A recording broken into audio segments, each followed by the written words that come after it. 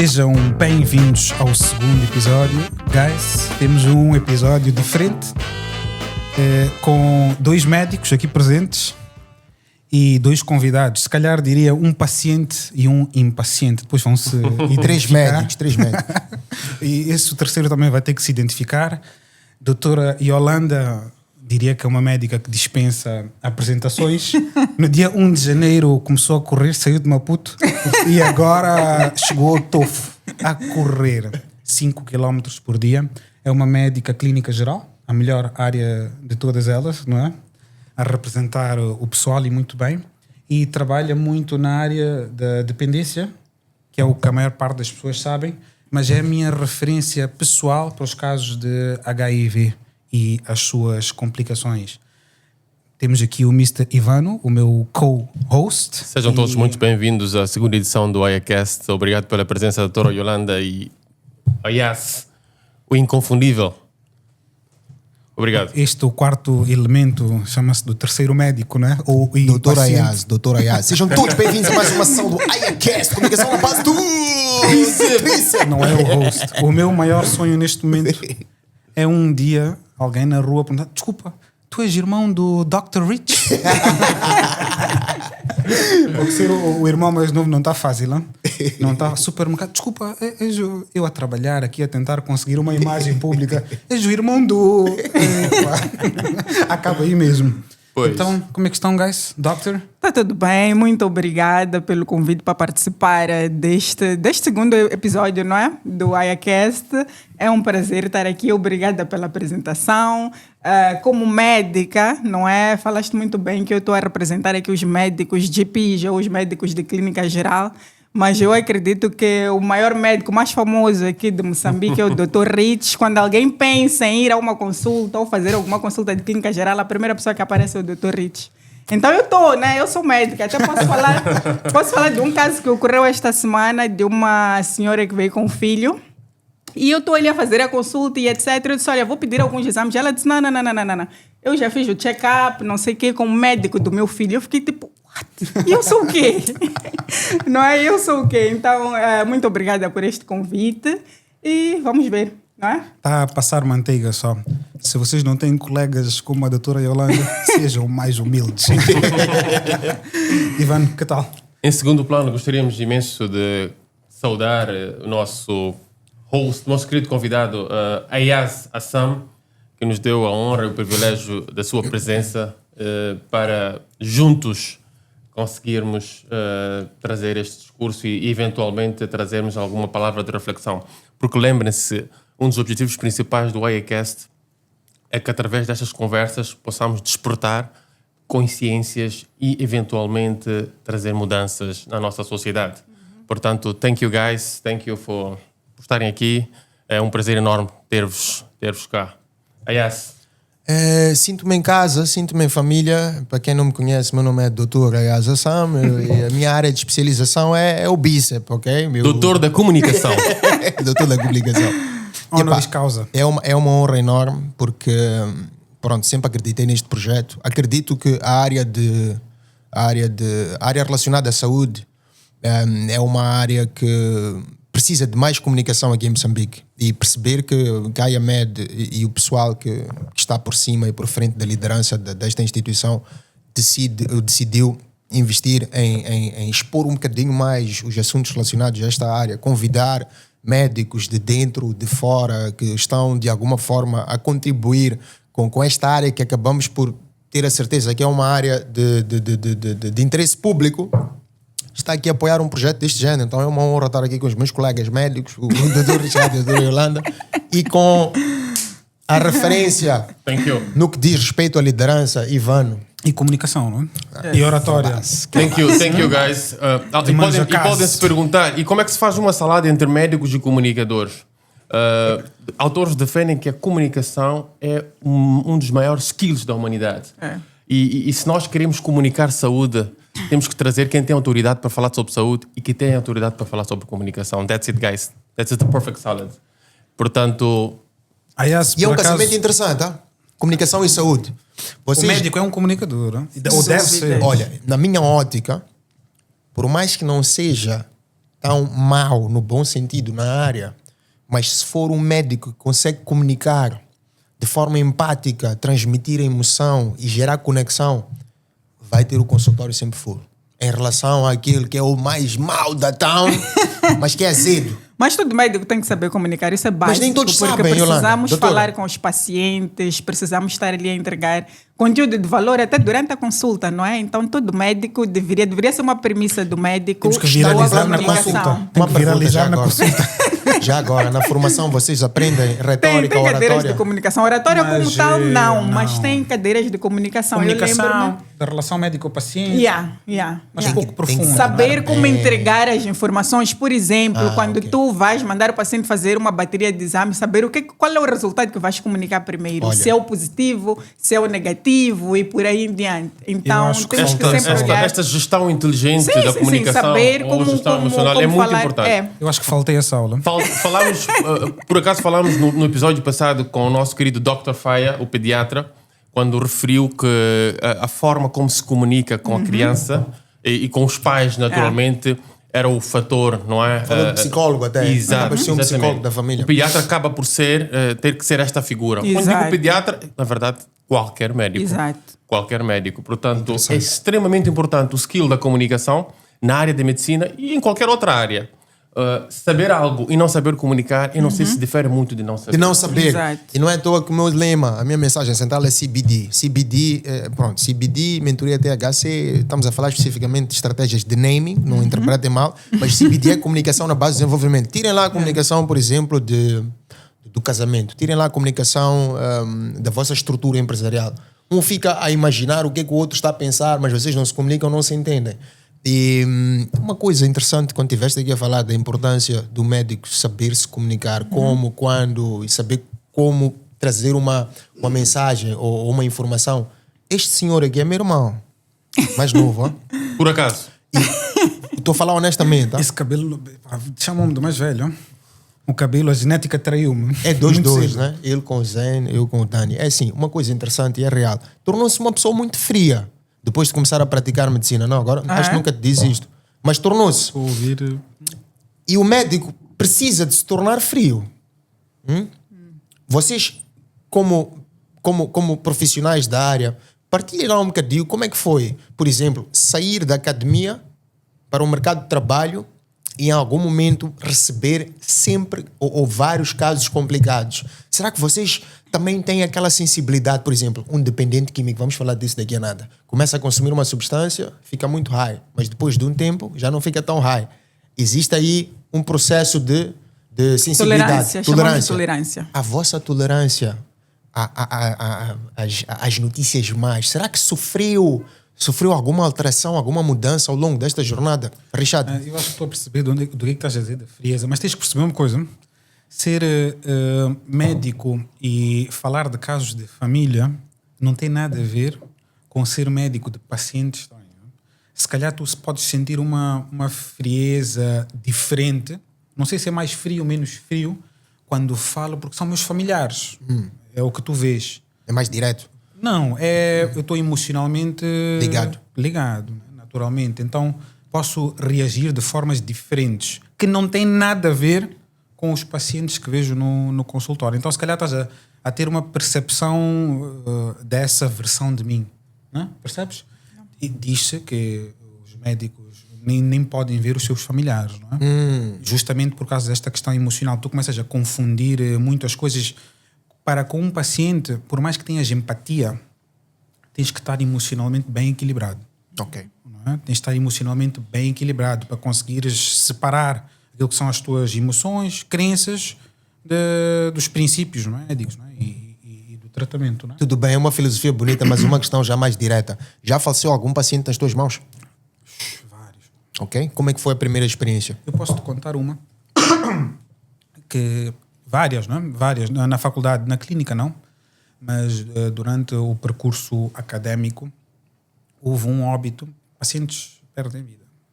Essa é a tal certeza que temos. E num hospital que atende todos os níveis de gravidade, é uma questão estatística, uma percentagem que sempre vai chegar a este desfecho, não é? Que é o óbito, mas houve uma paciente que eu não vou esquecer, enquanto tiver a minha memória.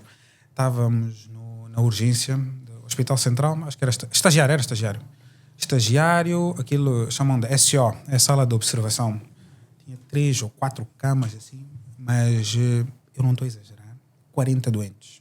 Em cada cama, é verdade. Nossa, quem já foi ao né? hospital, isto não está escondido, é verdade. Naquela altura, que eu era estagiário, né? Não sei como é que está agora, mas 40 doentes, não é? E são todos graves. Qual é a triagem que tu vais fazer? Está a respirar mal, está em insuficiência cardíaca, está com uma anemia aguda. São todos graves. Tu atendes o grave, depois o outro grave, depois o outro grave, depois o outro grave. Porque os não graves nem sequer entram ali. Todos vão para internamento. Um daqueles dos pacientes que estão ali acabam por ser encaminhados ou para o bloco operatório ou para os cuidados intensivos, etc, etc. E lembro-me de um daqueles dias de enchente catastrófica que está todo mundo com as mãos, enfermeiros a correr, médicos a correr, mas com toda a nossa corrida somos extremamente insuficientes. Claro. Então, eu sei que está ali um paciente a passar mal, mas este também está a passar mal. Então, eu tenho uma ordem. E eu lembro-me da expressão de um casal entrar. Dói muito imaginar isto, mas de um casal entrar e aquelas portas, as macas, né, batem na porta, pá, e há um som característico. E depois o auxiliar grita, entrado! E quando grita mais alto, é mais grave a situação, não é?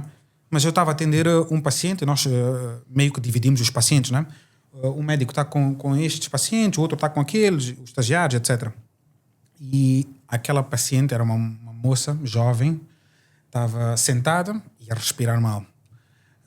E acompanhada do esposo, pálido, de estressado. Não saberia o que estavam a viver, os momentos, eu nem soube da história. E olhamos assim entre colegas e uma das residentes assumiu, disse, olha, eu vou ver, né? Tipo, segura aí desse lado, eu vou ver. Mas ela estava a terminar um outro paciente que também é grave. E nesses, vamos lá, 3 minutos, a paciente entra em paragem. Parou, provavelmente era uma gravidez atófica, provavelmente, ficou a teoria, não é? Parou, estava completamente pálida, parou, começamos a reanimar ali, levamos os cuidados, mas todo o esforço que tentamos foi super insuficiente. Então, e fica aquela coisa, o que é que nós deveríamos ter feito diferente? Eu lembro-me, é esta imagem que eu não vou conseguir esquecer, eu lembro-me das expressões. As expressões, não é? A expressão dela, que faleceu, e do esposo, ou namorado, não sei quem era, lembro-me perfeitamente. Pronto. Nós, na história da faculdade, temos vários Ser casos. médico é fácil. É esta Semelhantes. capacidade que o EAS refere que é preciso construir esta capacidade de discernir o emocional do profissional. E muitas vezes, infelizmente, somos todos seres humanos e temos esta parte emotiva, mas os médicos, em particular, têm uma tarefa acrescida porque devem continuar. Portanto, logo a seguir esse episódio, se calhar tem um outro paciente que tem que atender. Continuar, é verdade. Eu, por acaso, até tenho esta pergunta sempre na ponta da língua para os psicólogos. Como é que se estabelece a fronteira entre o emocional e o pessoal? E o pessoal. E por que digo isto? Está ali uma psicóloga a ouvir uma história, vamos lá, que seja mulher, a ouvir uma história de uma outra mulher, uma história de trauma, e como ela consegue manter-se, digamos, profissional sem levar o emocional ao de cima. É uma ginástica que não é fácil.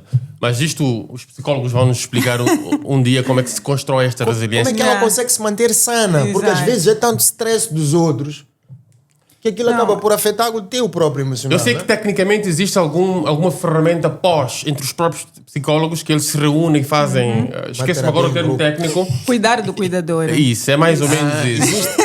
Existe, mas não é muito praticado. Eu não vejo muito quem é que cuida de nós. Eu não me lembro de alguém que cuida de nós. verdade. Eu faço terapia, graças a Deus, não é? Doutora Afsha cuida do Mas é difícil, não é? Eu também já tive vários casos. Eu particularmente tinha o sonho de ser pediatra. Quem está a ver o meu sonho é o Dr. Fayaz. Então, Dr. Faia, abraço. eu desisti da pediatria exatamente por causa dessa questão emocional.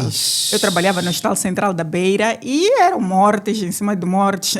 Fazíamos de tudo, não é? Mas a morte sempre vai bater a porta. E quando se trata de crianças, para mim é ainda mais doloroso. Dói imenso, Então eu tive casos catastróficos também, alguns, e teve um particularmente que me fez desistir literalmente da pediatria. E eu desisti mesmo.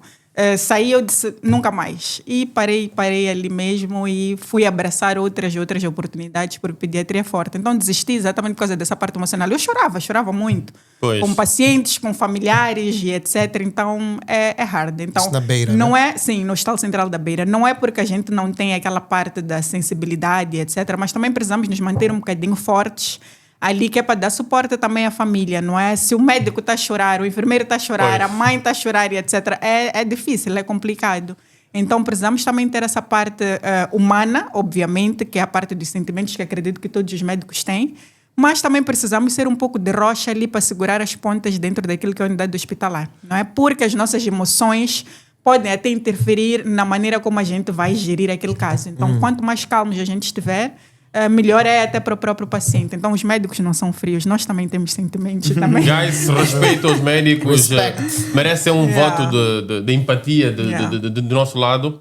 Portanto, são profissionais que lutam, têm guerras interiores e merecem certamente o nosso respeito. Fazendo um shift, a doutora Yolanda, além de médica clínica geral, destaca-se atualmente pelo seu discurso de intervenção social, eu chamaria assim, mas muito focado para a dependência química e não só. Nós vamos falar aqui da química. Eu gostaria, antes de irmos para esta parte, digamos que está em destaque, que nos falasse um pouco de si, porque é que decide ser médica e depois disso, como é que, sendo clínica geral, como é que começa o seu interesse pelas dependências? Ok.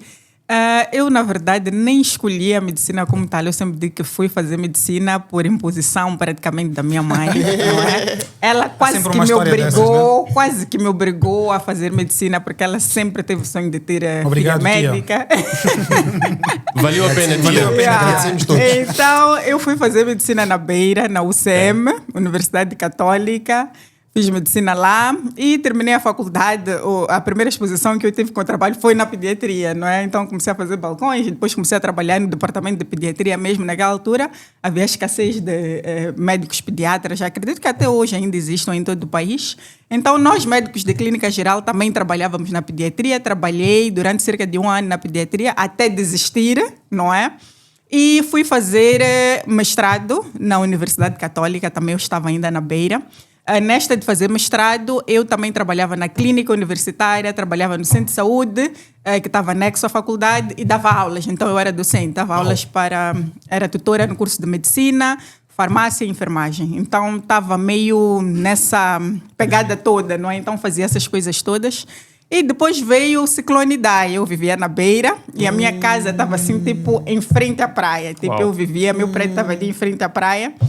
E depois do ciclone, eu saí de casa, obviamente, no dia do ciclone Idai, fui para uma outra casa. Eu, meu namorado e a minha filha naquela altura, meu namorado, porque agora é meu esposo, não é?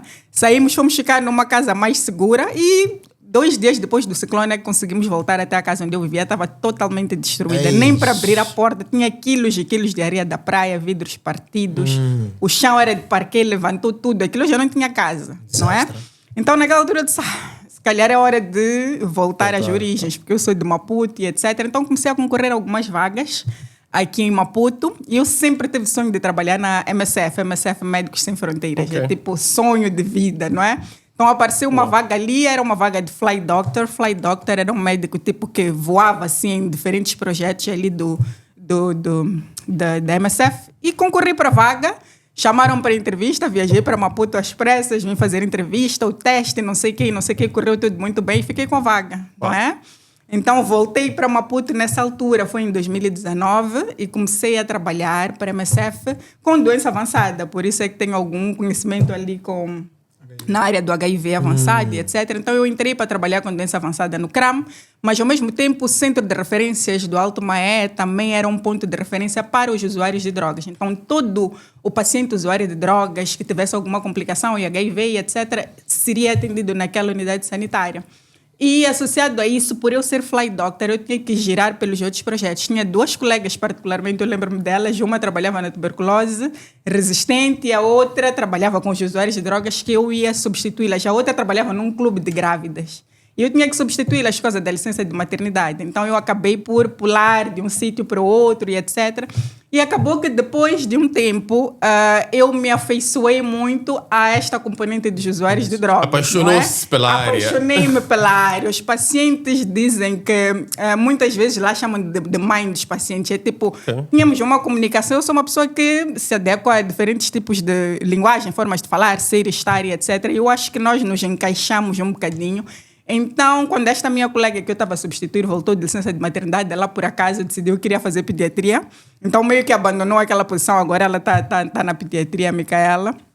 Então, eu acabei ficando com a posição ali e eu ainda atendia os pacientes no âmbito do HIV e etc. Mas depois surgiu um outro programa, que era o programa de tratamento com metadona, que era específico para tratar usuários de drogas. Era um programa piloto e etc. Então, começamos a trabalhar naquilo. O programa hoje já tem quase 6 anos. Eu já não estou lá. Mas começou assim a minha entrada neste mundo e obviamente que quando a gente começa a trabalhar nesta área eu não sabia nada de usuários de drogas, não é? E fui aprendendo, fui aperfeiçoando, fiz outras formações e acabei fazendo uma pós-graduação também em psicopatologia e dependência química e essa é a minha história com os usuários de drogas até hoje, não é? Então é uma área que eu abracei, mas principalmente por ver que a maior parte dos profissionais de saúde não tem muito know-how nesta área específica. Se nos chega um paciente usuário de drogas, quase nenhum médico sabe o que fazer com aquele paciente. E não tem, né? Muitas vezes olhamos para o usuário de drogas como um paciente difícil, como um paciente complicado, complexo e etc. Opcional, que tem problemas opcionais. Exatamente. E nunca sabemos para onde mandar, como direcionar e a dependência química, eu sempre falo isso, ainda não é vista hoje como doença, não é? As pessoas olham para o dependente químico como uma pessoa que escolheu ter aquela vida. Tal opção. Mas fez tomou a decisão, escolhas. foi lá, escolheu e etc. O que não é bem assim, não é? A dependência química é uma doença crônica, progressiva e fatal. Então, todo paciente dependente químico merece também ter cuidados de saúde, de qualidade, dignos. E foi assim que eu me apaixonei por esta área e estamos aí Doutor, na luta até hoje. Falaste da metadona. Metadona é assim, partimos do princípio que isto não é um podcast de médicos para médicos, né? Então eu estou a representar aquela classe de leigos para médicos, Sim, né? mas eu pensava que era médico. Eu sou médico de comunicação. E posso dizer desde Doutor já, da comunicação. nota 10, nota 10. Viram a oratória, a capacidade. Falaste de metadona. Metadona é uma substância que vem para fazer substituição, neste caso, da heroína. Então, a metadona é um medicamento, eu sempre gosto de deixar claro isto, é um medicamento usado para tratar dependentes de heroína ou outros opioides, não é? Existem outros medicamentos opioides, como morfina, codeína, tramadol também entra nesta classe, mas não tem tanta potência ou tanta força para tratar dependência tanto quanto metadona. Então, a metadona é sim um medicamento usado. Eu não gosto de usar a palavra substituição, porque quando se usa a palavra substituição, o que vem na cabeça das pessoas é tipo, está a substituir uma droga pela outra. Medicamento não é droga, né? Obviamente que naquela definição oficial e etc. Mas eu, quando vou dar, por exemplo, uma palestra, quando falo sobre isso, droga é toda substância que vai alterar a estrutura e o funcionamento do indivíduo. Ok, paracetamol vai alterar, ibuprofeno, amoxicilina vão alterar, mas aqui é muito importante fazermos uma divisão muito clara das drogas farmacológicas, que eu prefiro sempre chamar de fármacos ou medicamentos, e das drogas recreativas, que são aquelas drogas que são usadas para causar paulada, né? Então, são dois grupos diferentes. Então, quando a gente fala da metadona, a gente está falando de um medicamento que é usado para tratar dependência de opioides, mais especificamente heroína. Heroína. Exatamente. Que é uma das drogas que circula muito cá, exatamente. Principalmente... É uma das drogas mais consumidas e que mais causa destruição. Mas nós tivemos avaliado, doutora, desculpem lá estar aqui a fazer as questões, que acho que o pessoal aí em casa também interessa. É trabalho dos hosts, é normal. Se nós tivermos a analisar Maputo, isso. Grande Maputo, cidade, onde é que se consome mais heroína? São nos bares de luxo ou são nos bairros suburbanos? A heroína é mais a droga das pessoas com menos condições financeiras, não é? Não vou dizer que no luxo não se consome. O que acontece com a heroína é como se fosse a droga do fundo do poço, eu diria, não é? E a heroína é uma droga extremamente pesada e diferente das outras drogas como cocaína e as outras que estão a aparecer aí, que vamos falar mais para frente, ela é uma droga que causa uma dependência extrema, tanto física quanto psicológica. Então, temos aí os dois lados. Enquanto que as outras drogas, como a cocaína e etc., tem mais uma dependência psicológica, mais do que física. Um usuário de metadona, se está em síndrome de abstinência, ele vai ter sinais e sintomas severos. dor de cabeça, vômitos, diarreia, problemas para respirar, dor nas articulações, dores musculares. Incapacitado. Fica incapacitado. Ele não consegue Acamado. fazer absolutamente nada. Fica doente, pode ter convulsões e etc. E a única coisa que tira ele daquela O síndrome de tratamento. abstinência Metadona. é metadona ou Ou o próprio heroína. consumo da Ou droga, a não é? heroína. Então o paciente sabe que se eu quero sair, muitas vezes a gente diz que síndrome de abstinência de heroína é uma mistura de malária grave, covid e gastroenterite aguda. Então pensa naquela malária, tipo tu estás mal acamado com malária, covid 5 cruzes. exato. Ei. E gastroenterite aguda, que é aquela diarreia que não passa, tu ficas desidratado, fraco. Essa é a síndrome de abstinência da heroína. Eu poderia dizer que, então, o viciado, por exemplo, em heroína, ele quando consome as primeiras vezes, isto é o baseline. Ele fica high, né? Mas é um high diferente, por exemplo, da cocaína. Exato. Depois vai explicar aqui quais é que são, como é que nós podíamos categorizar. Tens drogas estimulantes, por exemplo, cafeína, termina com ina, é estimulante. Eu tomo de manhã, os intestinos começam a funcionar, estimula. Mas a heroína Exato. já é depressiva. A heroína é né? uma droga depressora Para do baixo. sistema nervoso central. Então, imagina que ele para, ele toma. Quando ele para, o que acontece? Em termos de estado mental, psicológico, ele praticamente vai para baixo e precisa de consumir para voltar ao estado normal, é isso? Exato. E é aí que entra a dependência. Exatamente. E com a cocaína, como é que é? É a mesma coisa? Bem, como eu estava a dizer, a heroína é uma droga depressora do sistema nervoso central, assim como o álcool e tantas outras drogas que existem. Depois temos as drogas estimuladoras ou estimulantes, que entra aí a cocaína, entra aí, por exemplo, uma que está a entrar muito agora aqui em Maputo, que são as anfetaminas ou metanfetaminas. Então, essas são drogas estimuladoras. A nicotina também é uma droga estimuladora. E depois temos as drogas alucinógenas, que estão no meio, que usualmente o pessoal chama das psicadélicas. E aí entra LSD, LSD, entra marijuana, exato, cogumelos. cogumelos, entra suruma ou cannabis. Então, temos estes Não três sabia que se grupos. enquadrava aí. Sim, Suruma é sim, um nome sim. pesado. Há uma questão, voltando um pouco para a sua introdução e depois continuando o ponto onde paramos. Eu gostaria de mandar um shout-out para Beira, para a província de Sofala, pela capacidade de formar bons médicos. Ok? Isto, província Beira. de Sofala, cidade da Beira. Mais especificamente a Universidade Católica Eu de conheço, Moçambique. Faias também foi- conheço Faias também é vários docente. médicos, bons médicos formados nesta carinhosa cidade da Beira. O Dr. Fayaz, o nosso grande pediatra, também, a doutora Yolanda, e muitos mais que Exato. não conseguirei mencionar aqui. Portanto, há que dar os parabéns. E isto é muito bom, porque não temos Maputo só como o epicentro de formação de Exato. bons profissionais. Top. É importante esta questão ser realçada. Queremos ouvir também, eu sei que em Nampula existe a Universidade Unilúrio, Isso. que também é uma boa instituição. Portanto, estão de parabéns os mentores e os gestores deste processo educacional, principalmente para a área de medicina. A doutora Yolanda falou de uma coisa importante, que é, teoricamente, quem está dependente, as saídas são ou mantêm o consumo ou depois tomam A medicação. a medicação. Melhor do que isso, e como é o slogan da IAMED, nós somos uma clínica De prevenção. De de prevenção. prevenção e não de cura necessariamente. Queremos ter esta visão. Quais são os sinais? Porque isto é importante e precede toda a discussão que fazemos. Quais são os sinais? Quais são os indicadores que um pai, um encarregado, um tutor deve observar no seu educando, no seu rapaz, no seu filho, no seu sobrinho, que possa indiciar ou suscitar a ideia de que ele possa estar Tipo predisposição. a consumir qualquer Substâncias. Ou em substância. meios Exato. propícios. Pois, não é? porque, Ou podem porque levar. eu penso que o grande discurso e a grande narrativa tem de ir ao início. E conversávamos sobre isto com o Dr. Chad outro dia, mas ligado mais à área de medicina. Nós devemos ter um processo educacional de base. Ou seja, esta intervenção tem de começar pelas crianças, Exato. pelos adolescentes, que na verdade deve ser o grupo-alvo Exato. desta. Então, como pai, como é que eu posso perceber que alguma coisa se passa com o meu filho e a partir daí começar a tomar as devidas medidas antes que chegue a este estágio Exato. de quase irreversão? Exato. Então, é uma pergunta pertinente, difícil de responder, porque identificar que uma pessoa está a usar drogas pode ser difícil, não é? No seu todo.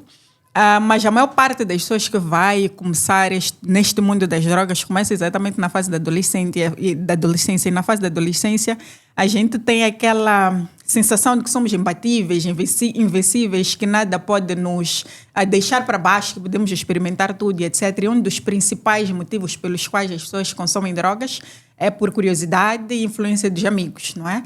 Então, nesta fase da adolescência, é preciso prestarmos atenção nestes mesmos adolescentes, com quem é que eles andam, as coisas que eles fazem, os lugares em que eles frequentam, porque o ambiente é que determina o que esta pessoa vai ser. Molda. A gente fala muito de diga-me com quem tu andas, que eu direi quem tu és, então é verdade. A primeira coisa que nós, enquanto pais, devemos fazer é perceber em que ambiente os nossos filhos estão inseridos, não é?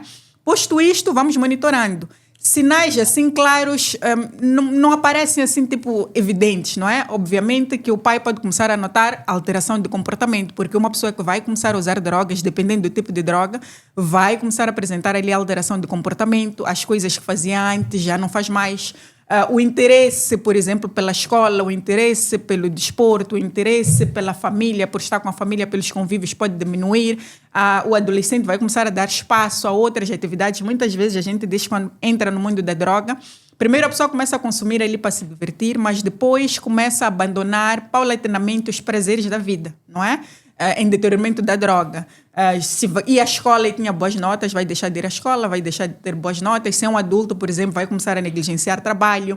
Quando a pessoa já está na fase de dependência como tal, a prioridade primeiro vai ser a droga, até hábitos de higiene, vamos notar que vão começar a diminuir e por aí em diante.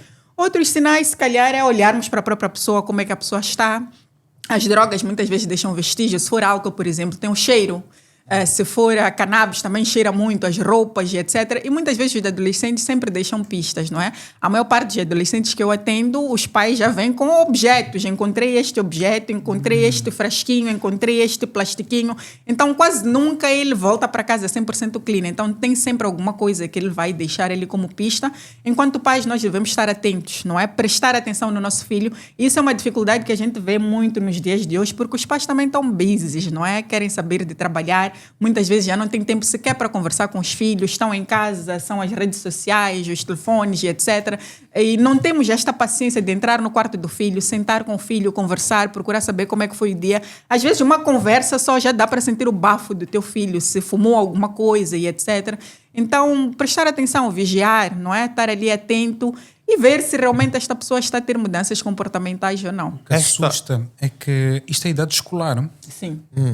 É idade escolar, ou seja, os adolescentes que andam com fardamento. É que é justamente nesta fase e em ambiente escolar, com amigos escolares, que se faz este tipo de consumo. Isto é muito assustador. Não é? A verdade. Há uma coisa que a sua intervenção me despertou. Existe um termo em inglês que se chama emotional bank account. Uma conta bancária, traduzindo literalmente para português, uma conta bancária emocional. Por que eu falo isto? Porque falou de algo importante. A necessidade de nós conhecermos os nossos filhos, ok? E o que é esta conta bancária emocional? É o nível de confiança que se constrói na relação que temos para com os filhos. Esta conta bancária tanto pode ser uma conta negativa quanto positiva. E os depósitos desta conta bancária emocional devem ser intencionais. Ou seja, eu tenho e posso e devo fazer atividades e ações que contribuem para um saldo positivo. E o que isto tem a ver com esta questão que estamos a discutir? Quanto maior for a confiança entre pai, filha, maior será a fluidez da conversa, da comunicação e do conhecimento entre ambas as pessoas. Portanto, sair com o filho para conversar, sair com o filho para passear, para fazer algo do interesse dele, um desporto, ir assistir a um desporto, ir assistir a uma apresentação. Isso. Isto tudo constrói confiança.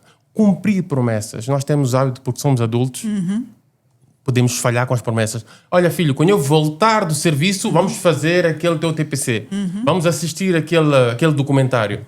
E pronto, meu filho, não interessa. E já são 18, eu não fui, eu não fiz e já está. Todos esses elementos, eles contribuem para a construção da confiança e o crédito nesta emotional bank account que me referi há pouco. Quando nós conhecemos nosso filho num olhar, perceberemos se algo está errado. Portanto, é muito importante, e referiu isto quando a doutora estava a falar, se nós conhecermos o nosso filho, facilmente identificaremos padrões de desvio à norma. Há questões. Sim. Desculpa. Há questões culturais também destas drogas. O doctor pode me corrigir. Também existem as drogas legais. Eu costumo dizer a alguns pacientes: se tu queres ter uma vida boa e viver saudável, não é? De forma preventiva, tens que ser um autêntico anormal. Se fores normal, Pois. se fores consegues. normal, vais ficar doente. Tens risco, Porque está normalizado, por exemplo, algo que eu falo muito é a má alimentação. Muito carboidrato, alimentos processados, muita fritura, não é? Está normalizado que o homem jovem saia sexta, sábado e domingo para consumir álcool. Isto é um comportamento normal da nossa comunidade. Jovens com consumo abusivo de álcool, não é isso? É. Já se considera até alcoolismo. Exato. Isto é normal. As pessoas veem isto como normal. Isto é muito assustador. Se não fizeres isso, é que és um anormal. Exato. Ou seja, é este factor cultural. E de construção de paradigmas sociais. É uma coisa muito importante. De facto, o que a doutora estava aqui a referir, eu diria o seguinte, e muito bem disse o doutor Richard, quando tu estás numa festa e tu não bebes, a doutora falou disto num vídeo. Sim. Se não bebo, Sim. eu sou a tal pessoa estranha. Estranha. Isso. E sentimos-nos mal. Ah, não bebes? Ok. Epá, ok. E infelizmente, eu lembro-me que conversávamos quando éramos crianças e o álcool era um tabu, o cigarro era um tabu. Hoje o cenário altera. E é preciso percebermos, quando falávamos ainda dos sinais, eu me lembro há, 20 anos atrás, alguma coisa assim, não sou tão velho assim, mas 20 anos atrás, um dos sinais, digamos, para perceber que havia algum comportamento desviante, pensamento para o consumo de drogas, era quando quando começavam a desaparecer coisas em casa. Deve-se lembrar moedas que ficam no melheiro, um fio da mãe, alguma coisa assim. E percebia-se que alguma coisa se passa. Eu acho que aqui o rapaz deve estar a fazer alguma coisa de... Infelizmente, hoje em dia, os filhos têm mesada. Torna-se extremamente difícil de perceber, porque eles têm uma autonomia financeira que lhes permite navegar em qualquer maré Isso. de dependência química. Yeah. Portanto, eu penso que este tema das drogas e da dependência química... Olha, existe também a dependência que não é química. E vamos ter um outro episódio para falar sobre isto, que também não é menos importante. Hoje dependemos de pessoas, dependemos de relacionamentos, dependemos de muita coisa. Isso. Dependemos até da aceitação ao público em que nós estamos inseridos. Mas eu gostava ainda, focando na dependência química. Este tema, não se enganem, ele é extremamente importante. Falar das drogas, quanto mais falam, podem perguntar, a doutora está sempre a falar de álcool, de drogas... Mas porquê? Cismou connosco, é contra a marca YXZ. E é isso que falam. Eu acredito que deve ser o outcome dos seus vídeos. Sim. Isto destrói sociedades. É. Pessoal, eu ando, tal como qualquer um de nós, andamos pelos bairros e vemos o que se passa aos finais de semana. Minto. Já não é aos finais de semana.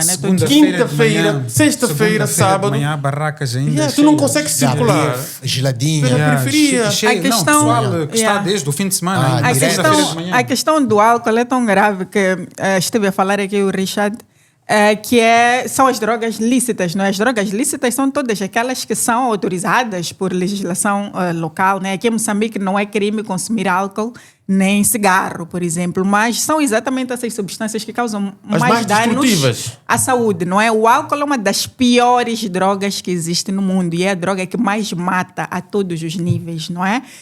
E o álcool é uma droga socialmente aceita. Hoje em dia, não é como estávamos a dizer, em todos os sociais a gente bebe, mas temos álcool nas festas do trabalho, temos álcool nas festas da igreja, temos álcool a patrocinar festivais, temos álcool a patrocinar desporto. Então é tipo... Álcool às sextas-feiras em empresas. Sim. Eu conheço empresas que às sextas-feiras... É um churrasquinho ali, uma cervejinha, etc. E está normalizado. Pegar uma cervejinha enquanto estás a trabalhar no computador, no emprego. Ainda na onda do que o Ivan estava a falar, nos meus tempos... quando um jovem era apanhado... 20 anos também? Não vou falar, essa parte não vou falar. Há 30 anos, vamos assustar Mas as pessoas. vamos lá, década de 80, 90, não é? Somos os millennials, não é? Então, nos tempos dos millennials, se um jovem era apanhado a fumar um cigarro ou com um cigarro na boca, ele era chamado de drogado. Na zona, ele era conhecido como um drogado. Aquele drogado porque foi apanhado a fumar cigarro. Hoje em dia, estamos a fumar hoje cigarro. está a farmar Tá, tipo, sim, é Está a tipo, farmar ele tá- aula. Sim, cigarro, vape, jovens, adolescentes, e é uma coisa completamente normal, está normalizado. Beber, então, já nem se fala. Hoje em dia, para encontrarmos álcool, nas barracas onde vendem doces e pastilhas e bolachinhas, Também. tem ali aquelas Chivochongo. garrafinhas de chivochongo à venda sem controle nenhum. É um absurdo, é um absurdo. A pessoa vai ali para levantar o quê? Transferir dinheiro, Sim. levantar dinheiro não é mola. Já tem a garrafinha ali ao lado nos vendedores. Por que um vendedor de crédito, um agente do Emola tem que ter garrafinhas ali a vender? Então, é complicado, já está. Pior do que tudo isto é a facilidade pela distribuição, mas pelo preço. Exato. Estas garrafinhas que são tão destruidoras, isto dá dó, é preciso a gente olhar. É. Devem estar a 15 meticais, É 25 mais barato meticais. do que leite. Coisa É isso. mais barato do que um leite. Sim. Tem a rede. Mais barato que um xarope. Exato. A rede de comercialização é mais extensa que a da EDM, onde não há energia, Tem beer. A onde não há chivochongo. Tem uma empresa, Sim. há uma barraca Há de, com há estas de, bebidas, há de, há de nos no meio corroborar do o nosso mato. expert de marketing. O P da distribuição está muito bem executado para estas drogas. Exato. E falamos das bebidas da... Como é que se chamam? Bebidas... Drogas lícitas, bebidas alcoólicas. Sim, estas pequeninas têm um nome... Chivochongo. Não, tem um nome científico. Vamos lá. São espirituosas. Espirituosas. São bebidas Yeah. espirituosas. Estas bebidas Esse pouco, espirituosas, que o volume de álcool, a concentração, Aqui é para pôr na muito ferida. maior do que numa cerveja, estão em maior disponibilidade. Do Isso. ponto de vista de distribuição, rede de distribuição, estão em maior facilidade de acesso do ponto de vista de preço. Por Qual é quê? o preço? Porque o indivíduo que empurra um chova, o 15 indivíduo que meticais. carrega um saco, Calhar. consegue, que faz um biscato simples, consegue adquirir esta bebida. Donald, qual é o preço de uma... Então, eu acho que isto é um assunto de Gostava de interesse saber qual é que é nacional. o imposto disto. Que imposto é que paga? Provavelmente nenhum, não se sabe. Pois, Porque são, na verdade, acredito que são fabriquetas clandestinas, não é? Se são fabriquetas clandestinas, acho que não se paga imposto nenhum. Acho, não tenho certeza, não é? Mas parece muito com um bom branding sempre. Parece uma fabriqueta mais organizada, não? Estamos a falar de Double Punch e Isso. tinha... Boss. É clandestino. Oliveira, Câmara 1, Boss. Quanto é que anda Boss aí no mercado? Deveria... Pois, Sabes mas que é? há que refletir neste assunto e as autoridades naturalmente que têm o seu papel, mas eu acho extremamente importante a sua área de intervenção porque é transformacional, porque pode gerar mudança de comportamento e esta mudança de comportamento, se for feita na direção certa, pode resultar numa nova sociedade Exato. livre das drogas Sabes o que é e bonito? das dependências. Sabes o que é bonito, honestamente falando agora? É que a doutora Yolanda encontrou um nicho de atuação que tu consegues sentir, fala-se de frequências, etc, né? A energia, quando ela está a falar destes assuntos, Pois. tu sentes o olho dela brilhar, sentes hã? Exala- Gostas de falar de Boss. Se eu É quiser assim. ser poeta, exala um fulgor. Exato. Ai. Então, hoje veio substituir o Fai aqui, hã? Exato. Então, eu até no Instagram uma vez disse Where you shine the most. Quando faz os vídeos não, mas sobre... abraçaste o teu propósito. yeah, Where you diz. shine the Não, most. encontrou o seu Ikigai. Exato. E nós temos que agradecer, porque pá, é assim, tu percebes que há um gap na sociedade e que ninguém está a ocupar, ninguém fala com tanta abertura, com tanta naturalidade. Agora, eu queria colocar aqui uma questão. Vocês viram aquela experiência que fizeram dos ratos? Colocaram os ratos assim, presos numa gaiola, começaram a colocar lá uma substância, acho que era cocaína dissolvida na água, e um rato sozinho. Ele ia lá, consumia, voltava, até morrer. E fizeram isso por muito tempo. Viram comportamentos ratos sempre o mesmo. Depois fizeram uma outra experiência. Ao invés de colocarem apenas um rato, colocaram vários ratos a conviverem uns com os outros com algumas atividades. E ficou constatado que nesse segundo teste que eles fizeram, o rato consumiu uma vez, consumiu duas, mas depois não continuou a consumir porque ele estava ocupado e gerou conexões com os outros ratos e alguma ocupação.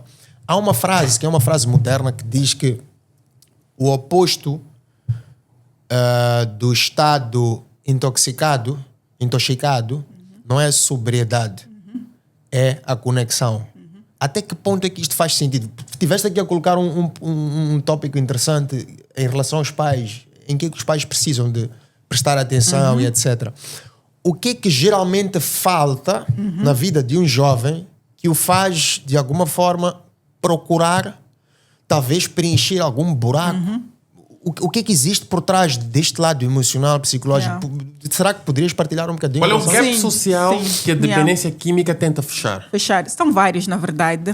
Eu multifatorial, mencionei. né? É Há multifatorial. todo tipo de casos, Exato. né? Eu mencionei que os principais motivos mais pautados eram a curiosidade, a influência dos amigos e parceiros sexuais para os mais adultos, não é? Então, o ambiente que a gente vive, se a gente tem amigos que, como se tu tens amigos que consomem, que fumam drogas, mentem e roubam, a probabilidade de também consumir drogas, mentir e roubar é grande, não é? Mas, em termos de vulnerabilidades a nível de saúde mental, um dos grandes motivos pelos quais as pessoas consomem drogas é como forma de estratégia de controle de vulnerabilidades. E vulnerabilidades, o ser humano tem várias. Essas vulnerabilidades, tanto na área dos traumas, por exemplo, alguém que sofreu trauma tem muita chance de ter dependência química. Problemas sociais, problemas familiares, problemas de relacionamento. Os adultos que eu atendo, principalmente do sexo masculino, que começaram a consumir drogas na vida adulta, grande parte deles é por causa de separação. Não é? Separou-se da esposa, não conseguiu superar, acabou entrando no mundo da droga. Então, essas vulnerabilidades que a gente tenta esconder, a droga funciona muito bem para isso, porque a droga, ela meio que vai ali nos tapar aquele buraco, como se fosse uma analgesia ali, mas que na verdade estamos a cavar um pouco mais. Então, muitas das pessoas que vai à procura da droga como estratégia de controle de vulnerabilidade, ansiedade, depressão, trauma, medos, aquela necessidade de pertencer a um grupo. Tipo, se tu não pertences a um grupo é porque não estás ali, a necessidade de ser aceite. E essas coisas todas competem muito para as pessoas consumirem drogas. Mas, obviamente, que temos aí também um fator muito importante que é a predisposição genética. Não é? Os estudos mostram que 60% do risco que a gente tem de ser tóxico dependente tem a ver com os nossos genes. Não é? Uau, então, a predisposição genética responde por uma grande parte... Tóxico-dependência ou dependência? Dependência química, vamos lá. Química? Sim, dependência química, dependência para substâncias, não só, não é? Então, 60% do risco tem a ver com os nossos genes. Obviamente que não vamos culpar tudo a genética, Claro. não é? Se tu tens genes para dependência, Uma não é? E fragilidade. não estás exposto àquele ambiente da droga, Não há a problema. chance de Cai não muito, ser... Exatamente, cai muito, E há como não é? testar isso, não? Existem Ah, é? estudos para... Genéticos? Sim. Existem estudos que mostram que temos predisposição genética para... Tu vês, numa mesma família, é normal não ter apenas um dependente químico. Se temos, por exemplo, uma pessoa que é dependente de nicotina, obviamente que na parte da predisposição genética concorre também a questão do ambiente em que a pessoa vive, não é? Para além da predisposição genética, tem um ambiente. Se tu cresces numa família de pais fumantes, a probabilidade de seres fumante é muito grande, não é? Se tu cresces numa família de pais que consomem drogas pesadas, a probabilidade também de consumir drogas pesadas é altíssima. Top. Então, a predisposição genética também é um fator extremamente importante. Uma questão para ti. Espera, Como eu médico. fiquei com uma questão. Está a falar aqui nesta predisposição genética para tóxico-dependência ou dependência química. Não estão enquadrados nesta predisposição genética as dependências comportamentais? Ou seja, é uma fragilidade genética para a pessoa se tornar dependente. Exato. Ou seja, a química ou a neuroquímica... Exato. A maneira como funcionam as dependências, tanto as químicas quanto as comportamentais, o mecanismo é Igual. quase o mesmo ali, não é? Muda uma coisa e outra, mas é tudo em volta de circuito de recompensa que aquela pessoa vai ter, produção de dopamina e etc. Toda a neurociência que está envolvida ali na dependência, tanto as químicas quanto as comportamentais, acaba girando no mesmo eixo. Então, eu diria que sim, também temos Também, essa não é? questão. Interessante isso. Sim. Há uma questão que me saltou quando falava desta questão, às vezes, da vulnerabilidade. É muito importante nós criarmos seres humanos, crianças, com uma personalidade forte, que conheçam o seu valor e o seu propósito. Esta questão da dependência, falou, por exemplo, de casais que se separam e não se consegue superar, e por causa desta dependência, que parece-me emocional, começa-se uma outra dependência, Exato. que é química. Há raízes por trás disso. É importante que nós, como seres humanos, conheçamos o nosso valor. Exato. E nós criemos os nossos filhos para que conheçam o seu valor. Ok? E a partir daí construam seres humanos fortes e resilientes, capazes de, por si só, navegar nestas ondas do mundo. Uma pergunta que gostava de fazer: com que idade podemos começar a falar sobre este tema? Porque é preciso falar. Se não se fala, não se pensa e não se desperta a consciência. 15. Yes. Eu gostava imenso de perceber, como pai, como educador, como é que nós introduzimos esta conversa e quando o fazemos? Ok. Eu acho que é complicado dizer, olha, idade X, mas hoje em dia as crianças já têm muito conhecimento, não é? E tem muitas ferramentas para conseguir mais conhecimento ainda. Eu vou partilhar uma história que aconteceu com a minha filha. Ela estava na 4ª classe, 9 anos, sim. E na escola dela, apareceu um colega dela da 4ª classe com um vape na casa de banho. E chamou os amigos lá e foram vapar na casa de banho. Anos? Sim, 9 anos. Tá então mal, foram vapar na casa de banho, 4ª classe, não é? E aquilo foi um escândalo a nível de toda a escola, porque depois eles ficaram meio famosos ali porque foram vapar, porque aquilo é uma sensação para os miúdos, não é? E foram apanhados ali, etc. Direção, não direção, chamaram os pais. E a história que saiu dali é que os pais nem sequer sabiam o que é vape, só para termos essa ideia. O que aconteceu? Num desses finais de semana, acho que o familiar, o primo ou o tio deste miudinho, não é? Foi lá com o vape, um jovenzinho, e esqueceu o vape lá. Ele aproveitou-se, pegou o vape por curiosidade. Já sabe só para termos ideia, que ele pegou, mas já sabe que aquilo é vape, não é? 9 anos. E levou para a escola para isso ser a sensação dos amigos. Então é difícil dizer, olha, vamos começar com 8, vamos começar com 9. As crianças já sabem, já têm conhecimento de tudo. Então eu acredito que a partir de uma criança, do momento que uma criança já sabe ler, já sabe escrever, consegue pegar o telefone, entrar no YouTube, já é momento de começarmos a falar sobre todos os assuntos, sobre drogas, sobre educação sexual. Obviamente que vamos olhar para a idade da criança e falar com a linguagem que aquela criança possa perceber. Não é? Então, assim que nós percebemos que o nosso filho já tem capacidade de perceber as coisas, de receber a informação, é momento de começarmos a fazer consciencialização. Eu fui obrigada a falar com a minha filha sobre aquilo, porque nem descobri com ela. Não, ela confessou em casa. Quando chegou em casa, disse, mãe, aconteceu uma coisa na escola, mas eu estou a contar... A importância do emotional bank account, da relação próxima que temos com os filhos. Vais ficar assustada. A mãe, eu disse, o que aconteceu? O meu colega levou um vape para a escola e eles estavam a fumar na casa de banho, etc. Eu fiquei, uau. Sentei com ela, fui obrigada a explicar a ela ali o que é um vape, quais são os malefícios dos vapes e essas coisas todas. E ela disse, eu sei disso, eu sei que não se fuma, não se deve fumar e etc. Então já sabia, 9 anos, eu nunca ia imaginar que a minha filha de 9 anos já sabia o que era um vape e que o vape se vapa na casa de banho da escola. É tua seguidora então, no Instagram. Doctor, vamos aproveitar a deixa da sua filha. Sim. Este podcast, o IACast, é do Rovuma Maputo. Isso. É para os habitantes de Murupula, de Nicoadala, de Marupa, de Majeje, de Matutuine. Qual é a diferença entre um vape e um cigarro convencional? Exato. Ok? Efetivamente. Ok? Porque é como me referi anteriormente, hoje em dia há uma tendência de sofisticação das drogas para suavizá-las, normalizá-las na sociedade. Explica-me a um avô que está em Mandimba. What is the difference between both? Adoro Mandimba. Tens Parece que ajustar sabes a tua linguagem ao avô de Mandimba. Em Mandimba falam Yao e um pouco de Swahili, não é? Não ia conseguir chegar até lá. Porque Mandimba é um distrito, para quem não sabe, é um distrito quase fronteiriço entre Moçambique e Tanzânia. Ali, Malawi.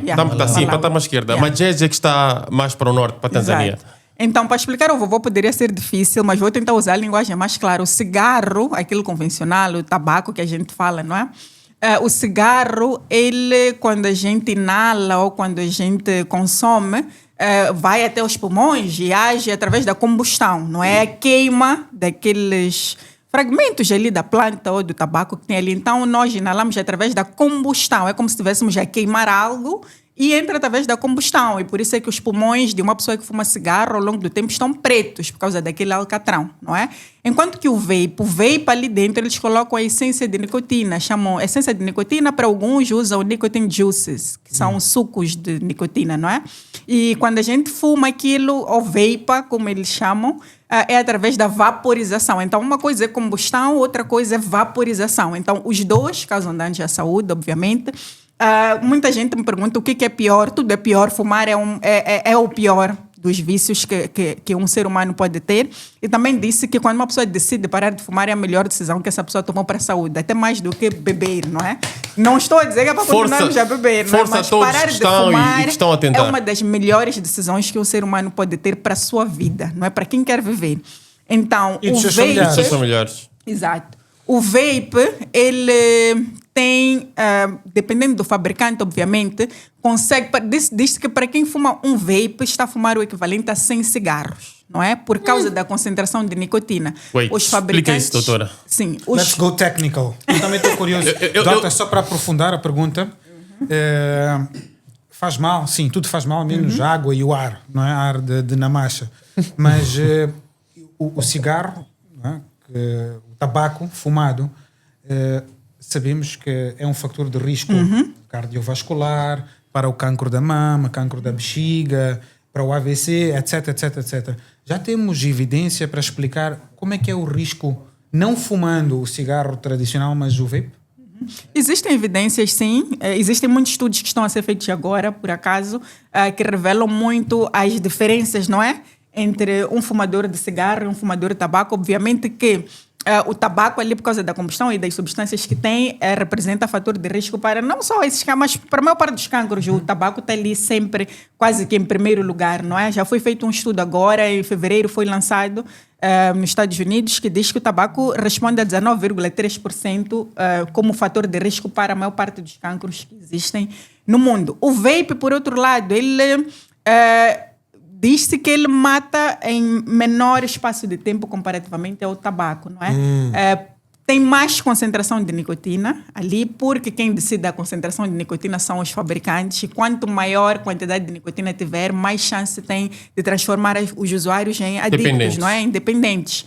Então, colocam a maior quantidade possível ali. E outros químicos, não é? E o vape, não é? O fumo do vape causa uma inflamação mais aguda dos pulmões, não é? Exato. É mais pulmonar. Chama alguma coisa, popcorn e alguma Sim, coisa assim, pulmões de né? pipoca, De não é? pipoca, Porque fica tipo umas sombrinhas ali, etc. Que também chamam de EVALI, que é uma infecção aguda dos pulmões mesmo. Que tem, sim.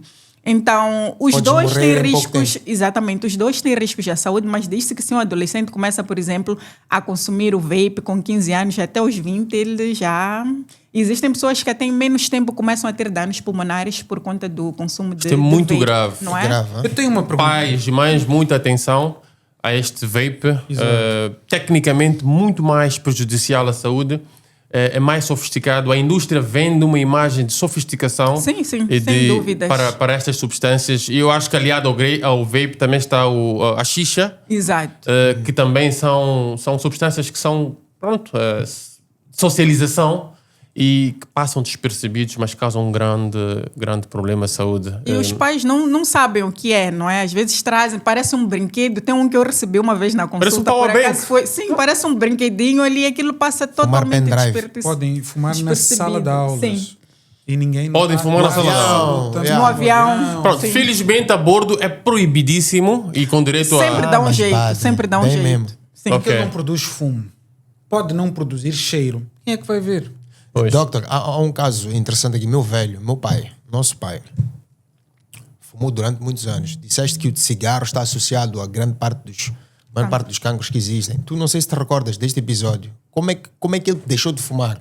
Fumava baquitos, malta um maço por dia, etc. Por acho que mais de 30 anos, ok? E ele vai parar na clínica, no ICOR, porque está com algum problema urinário, etc. Fazem ali alguns exames de imagem e percebem uma massa na bexiga. O doutor, antes de fazer a biópsia e etc., diz logo, é fumador, então isto aqui possivelmente é maligno e é possivelmente um cancro de bexiga. Doctor, man, não estás a perceber como é que a família ficou? Foram, malta, 2, 3 dias, a malta só rezava, maninho, down, todos. Meu pai fez uma promessa. Ele disse, Allah, se isto não for nada, se conseguires me salvar desta situação, eu prometo que eu largo o cigarro. Meu velho, acredita, meu irmão, aquele doutor que estava a lhe atender por algum motivo, saiu e entrou um outro, fez a biópsia, era benigno. Fizeram a remoção, não tinha cancro nem nada. Amazing. E nós pesquisamos, eu lembro que eu pesquisei naquela altura que há uma ligação direta entre cancro na bexiga e tabagismo.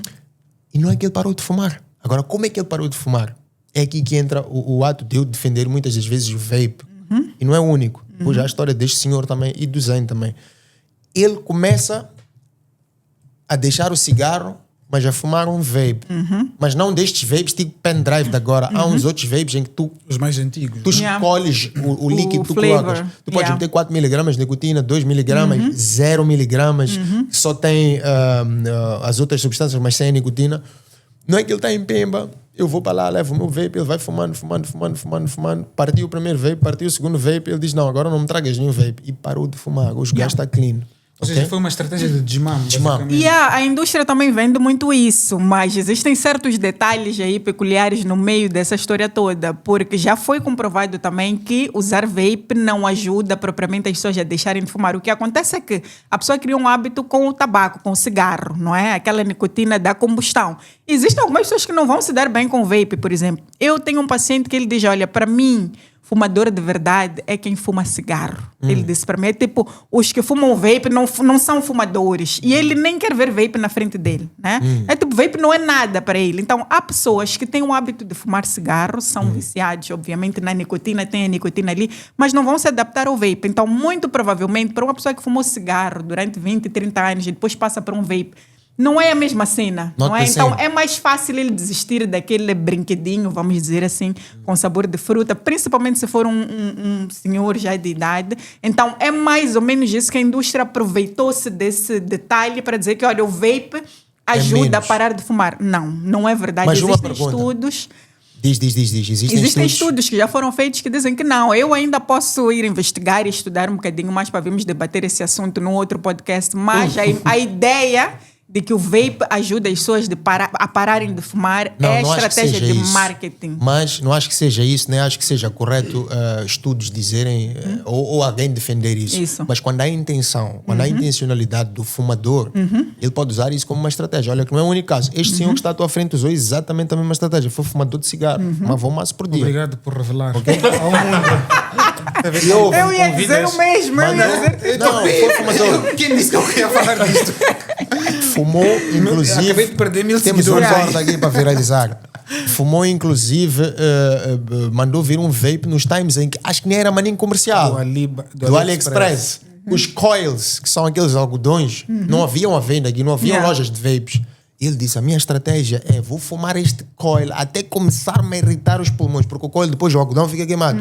E vou largar Eu assim não sei de mesmo. onde é que ele está a tirar isso, não foi assim. Mas olha, o mais importante aqui são dois exemplos de que é possível parar de fumar. É. Há muita gente que pode nos estar a ouvir e que pensa que, olha, eu vou morrer fumando, já fumo há 20, 30 anos e não vale a pena. É. Não.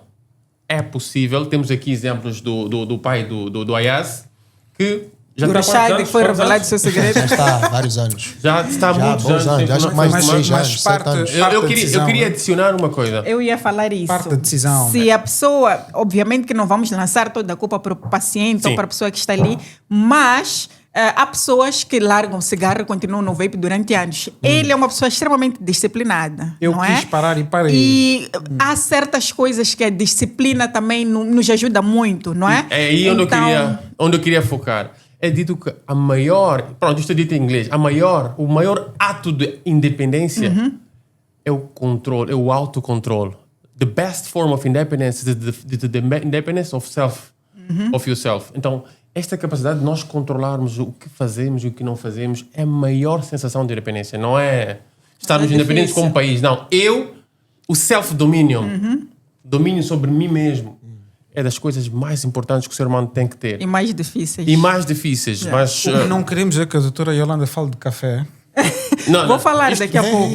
Não falar. gostava. no podcast. Isto pode afetar as Isso nossas pode afetar, relações. Não? pode comprometer o podcast. Como Mas é, olha, como é que vocês médicos analisam termômetro, Maputo, Moçambique? Como é que nós estamos neste momento?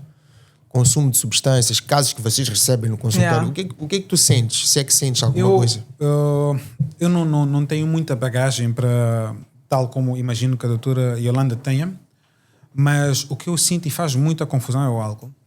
Faz-me muita confusão. Eu atendo doentes, né? Famílias, mulheres, homens, e a maior parte de homens jovens, digamos, casados, mas jovens de 25, aos 35, 40 anos, a maior parte bebe sexta, bebe sábado, muitos domingos e muitas vezes falta segunda-feira ao serviço. eu diria que uma causa de absenteísmo nas empresas de segunda-feira é o álcool.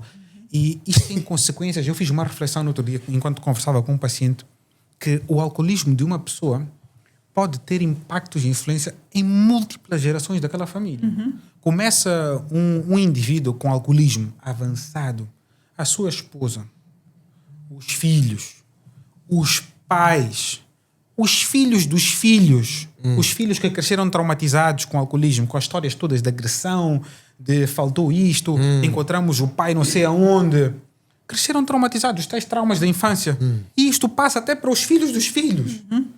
Ou seja, o alcoolismo de uma única pessoa tem consequências em múltiplas gerações. Esta tal droga lícita, a meu ver, é a exposição que eu tenho. E não é levar lados, mas compara lá, por exemplo, um consumidor, suruma é uma palavra que pesa maninho, por exemplo, marijuana. Um consumidor de marijuana. Gajo consome, vai faluço, já está relaxado, está com fome, etc. Compara lá com um freak que está pif a guiar um carro.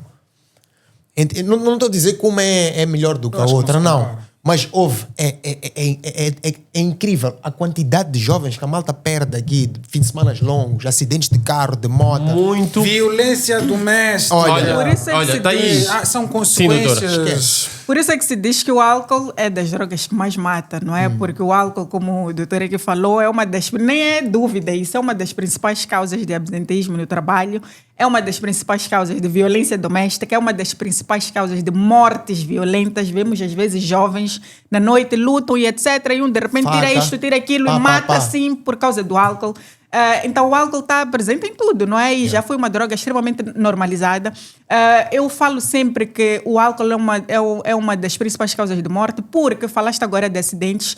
Tu bebes e ficas embriagado, intoxicado pelo álcool, pegas o teu carro, tens um acidente, morrem 20 pessoas. Aquelas 20 mortes Lúcidas. são atribuídas ao A álcool, ti, ao álcool, não é? é. Então o álcool mata muito, não é? E nós estamos a olhar para ele assim de forma muito leviana até hoje. Eu às vezes paro, as pessoas dizem, mas a igreja e a Eucaristia, o vinho e etc.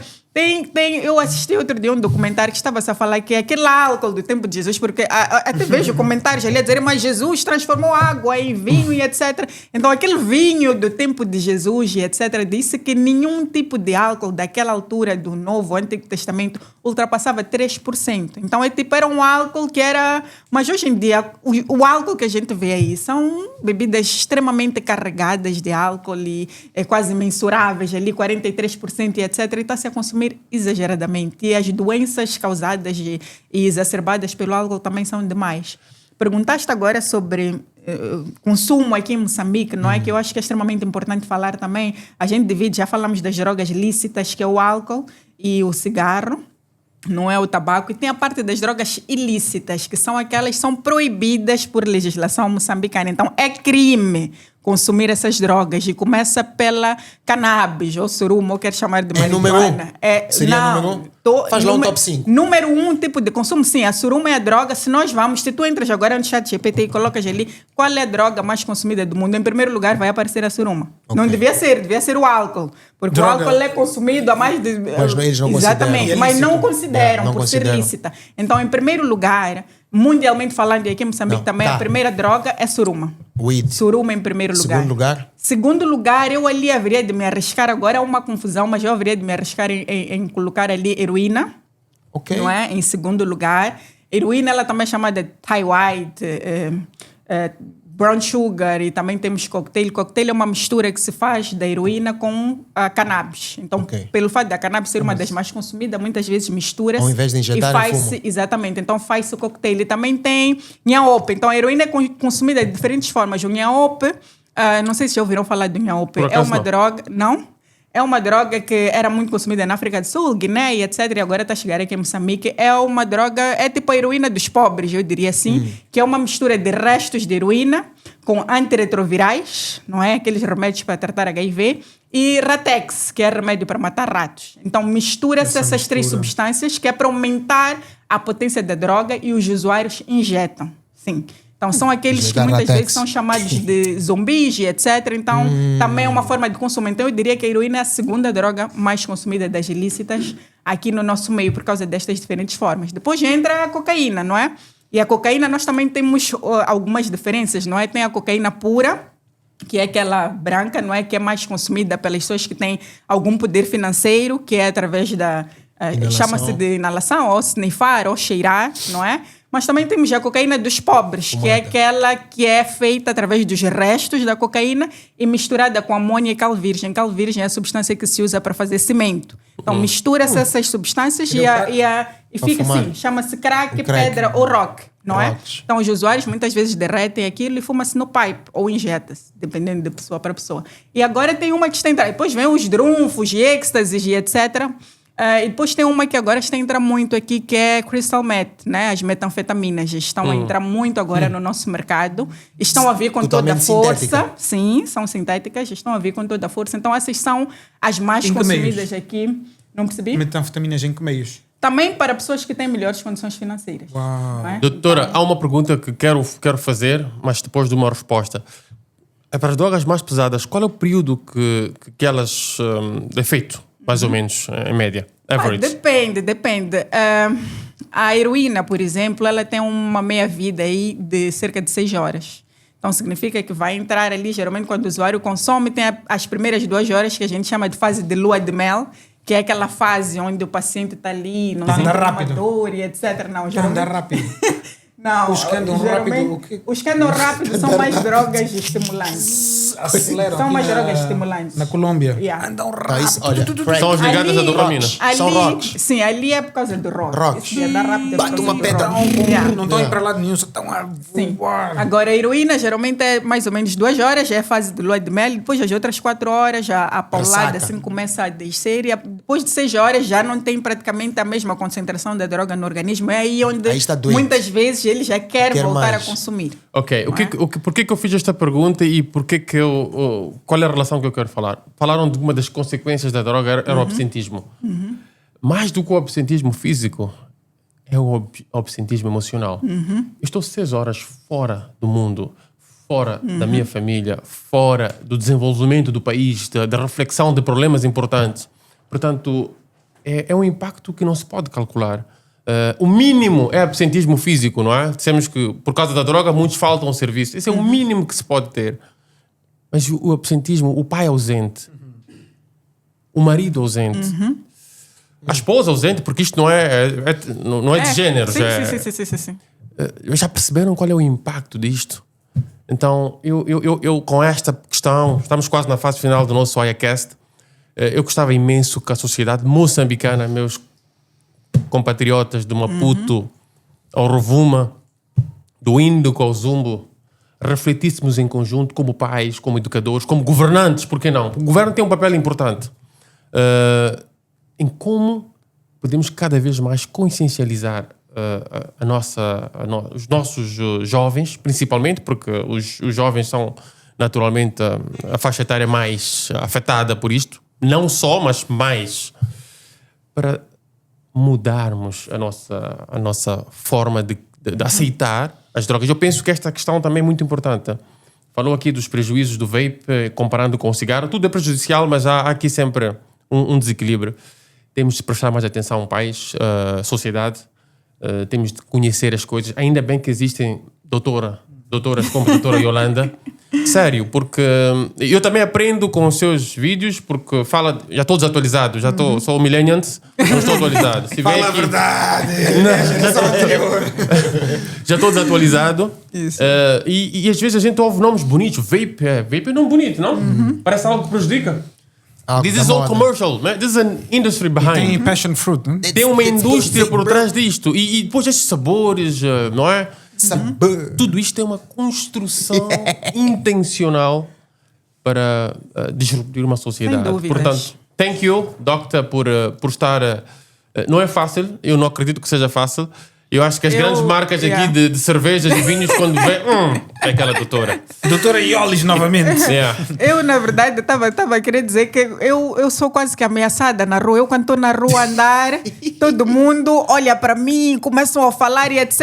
E é um conteúdo viral. E não é uma cena tipo eu ser uma pessoa tipo famosa, conhecida. Todo mundo fala comigo. Eu, às vezes, saio para correr e vem os guardas dos prédios, segurança do banco. És tu, doutora, que está já não sei o quê. estás-nos a proibir, mas falaste isto e etc. Mas é tudo no gozo. E depois eles começam mesmo a reconhecer e dizem, olha, parabéns, estamos a criticar aqui, tipo, estás-nos a proibir de beber e etc. Mas para mim é muito gratificante como profissional de saúde ou uma pessoa que está exposta nas redes, o guarda do prédio, o segurança do banco conseguir se dirigir a mim, a me acusar e me apontam, és tu e etc. E depois eles parabenizam pelo trabalho porque a mensagem chega, não é? Chega. As pessoas percebem dos riscos e do awareness que a gente está a fazer em relação às substâncias e etc. Encontram muitas vezes nos restaurantes, no supermercado e etc. E as pessoas vêm e falam. E é muito bom saber que não há este medo assim de encarar o profissional de saúde ali e etc. E também pela linguagem.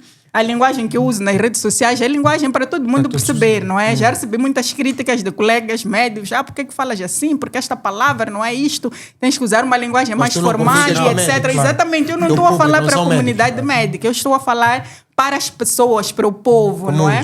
Então, para mim é muito gratificante este feedback, apesar de receber muitas críticas também. Faz parte de qualquer processo de crescimento. Exato. Eu acho que as pessoas, mais do que analisar a questão lexical, gramatical, devem focar-se no conteúdo que pretendem transmitir. Uma das formas, parabéns por esta ousadia, por esta coragem de vir ao público, de falar sobre problemas de nós moçambicanos. Isto é um problema global, mas a doutora é moçambicana e fala dos problemas que afetam a sociedade moçambicana. Estamos aqui a falar sobre isto. Uma das formas de se eternizar é partilhar conhecimento que transforma gerações. Isso. Portanto, é uma forma de viver para sempre, é transformar, é mudar, é tocar a vida das pessoas. E a doutora está a conseguir aos poucos. Há quem daqui a alguns anos vai dizer, olha, eu não fumei aquele tal de vape porque eu ouvi a doutora Yolanda dizer que aquilo era muito mau. Really? Parece pequeno, mas só o tempo é que vai testemunhar e validar a importância do que está a fazer e que o doutor Richard também, como médico, faz. Ele tem uma intervenção. Vamos fazer um podcast para falar da medicina funcional, que é uma área recente de formação dele. Além de médico clínico geral, ele é médico, medicina funcional, passa a redundância. Portanto, esta é uma área também muito interessante. Portanto, os meus parabéns. Obrigada por nos ter dado o prazer e a honra de recebê-la. Não feche agora. Eu gostava de ouvir de cada um de vocês e do Ayaz também, antes do nosso querido Dr. Richard fechar. Falamos como é que se pode descobrir, falamos das consequências, dos vários tipos. Qual é o conselho que gostava de deixar para todos? Para o governo, se quiser, para os pais, para a sociedade. Como é que acha que devemos lidar com esta questão e que geração é que vislumbra? Eu diria assim, por acaso é por aí que eu queria falar. Se eu colocasse aqui na mesa agora todos os poderes legislativo, executivo e judicial, ok? Falando especificamente do álcool, ok? O que é que a doutora, sendo uma médica bastante interventiva, ok, e permita-me dizer, a médica, já quero pôr mão em arriscava-me dizer, mais reconhecível do país neste momento, entre todas as camadas, a médica mais reconhecível, não é? E o seu papel de intervenção social destaca-se, doutora, porque houve muita gente que nos traiu. Isto é uma reclamação. Dançarinos, influencers, que nós tanto gostávamos e colocávamos likes, passaram-nos a influenciar para o jogo, para o álcool. E são agora, dançam, mas com camisas, não é? Então pessoas como a doutora, que permanecem firmes e que influenciam. Influencer do bem. Influencer, mas do bem. Mesmo com o grande risco de ser socialmente cancelada, ameaçada. A doutora continua. apedrejada. Sendo interventiva, se lhe conferirmos, principalmente assim, mas também ao doutor aqui, o que é que faríamos com este poder todo? O que é que deveríamos mudar? É nosso papel enquanto jovens, millennials que seja, prepararmos a nossa terra, né, para os nossos filhos, para os mais novos. Mudarmos o mundo. O que é que faria? Já pensou nisto? Pensar como tal, ainda não pensei. Esta pergunta apanhou-me de surpresa, não é? Mas se tratando do álcool, a primeira intervenção que eu faria se eu tivesse esses poderes a nível do nosso país, primeiro é subir os impostos que tem a ver com o álcool, né? Logo. Subir agressivamente. Tem uma coisa que se chama elasticidade. Elasticidade é a capacidade das pessoas deixarem de consumir um produto por causa do aumento do preço. E o álcool geralmente não sofre muito isso. Independentemente do preço que a gente fizer para o álcool, ainda haverá pessoas que vão consumir as bebidas alcoólicas. Mas aumentaríamos os impostos, o preço do álcool. E tem uma coisa que fez-se num país que foi a Islândia, que para comprar bebidas alcoólicas, nenhum menor de idade pode comprar, nenhum menor de idade pode beber, e tem que se comprar em algumas instituições governamentais. Ou seja, vou dar um exemplo, a pessoa tem que ir para o notário para comprar cerveja, não é? Então tem que apresentar ali o seu cartão e o OBI, etc. E geralmente, se for noite, principalmente ou durante o dia, eles entregam a cerveja quente, o que significa que tu levas a cerveja quente, tens que ir para casa, gelar a cerveja e beber a cerveja em casa. Então, só essas medidas fizeram com que a maior parte das pessoas que eram menores de idade não tivessem acesso a bebidas alcoólicas. Os impostos relativamente ao álcool subiram bastante e esse dinheiro depois foi usado para investir em atividades recreativas para adolescentes e jovens. Aquilo que o Ayaz estava a dizer dos ratos. Então, se existir, por exemplo, futebol, basquete, música e etc., ocupação, quadra para isto e aquilo, estes adolescentes, ao invés de estarem ocupados à procura de drogas, estarão ocupados nessas atividades recreativas. Estamos a dizer que não temos dinheiro aqui no país. Vamos subir o imposto e é o álcool que vai pagar essas atividades todas, não é? É aquele imposto do álcool que foi levantado que vai suprir todas essas necessidades que esses adolescentes jovens têm. Então, para o álcool especificamente, eu faria isso. Aumentaria o preço, não haveriam de deixar de consumir, mas haveríamos de ter preços proibitivos, por exemplo, para quem não trabalha, que são os adolescentes jovens. Quem não trabalha não deveria beber sequer, não é? Então, as pessoas que têm condições de comprar e vão consumir nas suas casas ou em lugares ou locais apropriados, sempre com a sua identificação e não sei o quê. Com o cartão do consumidor. Exatamente. E o dinheiro tirado desta receita, que nós mesmos vamos investir, as pessoas que bebem vão investir, vai ser usado para estas atividades recreativas para os jovens, para ocupar os jovens, para ocupar os adolescentes. É futebol, é basquete, é música, é dança e atividades culturais, leitura, bibliotecas e aula de informática e essas coisas todas, graças àquele imposto do álcool, né? É uma medida que eu haveria de tomar. O mundo poderia ficar melhor. Poderia ficar melhor, com certeza. As quadras, por causa da violência doméstica, por causa do álcool. As estradas e a segurança, os polícias que não têm instrumentos para controlar a velocidade e tudo mais. Então, under the budget, não é? Seria deste imposto. Exatamente. De facto, faria todo o sentido. E também podia ser, de alguma forma, uma barreira para o consumo, não é? Exato, porque o álcool, na verdade, ele serve como porta de entrada para a maior parte das drogas, não é?